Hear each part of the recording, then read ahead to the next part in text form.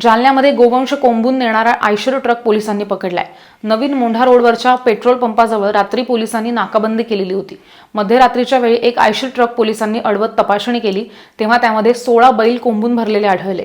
ह्या प्रकरणी पोलिसांनी चालकावरती गुन्हा दाखल केलाय आणि सर्व गोवंशाची सुटका सुद्धा केली आहे। त्या घटनेवेळेवर क्या गाडी पकडली त्यांनी लगाया?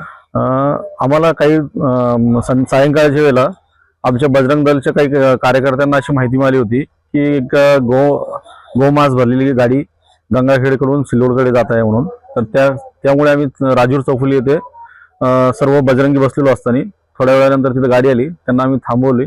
त्यात चौकशी केली असता त्याच्यामध्ये गोमांस व वेस्टेज मिळून आले। बोलेरो पिकअप आहे त्याच्यामध्ये। त्याची माहिती काय तुमची?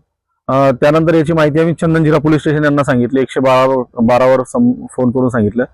त्यानंतर ते आले असता चंदनजिरा पोलीस स्टेशन इथे आल्यावर आम्हाला आणखीन एक आयशर ज्याच्यामध्ये की 16 गोवंश दाटीवाटीने कोंबून भरलेली अशी माहिती मिळाली। बघितलं असता त्याच्यावर गुन्हा दाखल करण्याची प्रक्रिया चालू होती।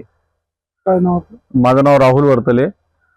महाराष्ट्रामध्ये प्राणी अधिनियम कायद्याअंतर्गत गोमांस कत्तल बंदी आहे आणि तरी राजरोसपणे इथं सारखी कत्तल होत आहे।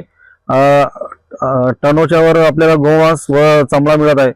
तरी माझी प्रशासनाला अशी विनंती आहे की जी कत्तल होत आहे अवैधपणे ती तात्काळ रोखण्यात यावी आणि त्याच्यावर चांगल्यात कठोरात कठोर कारवाई करण्यात यावी।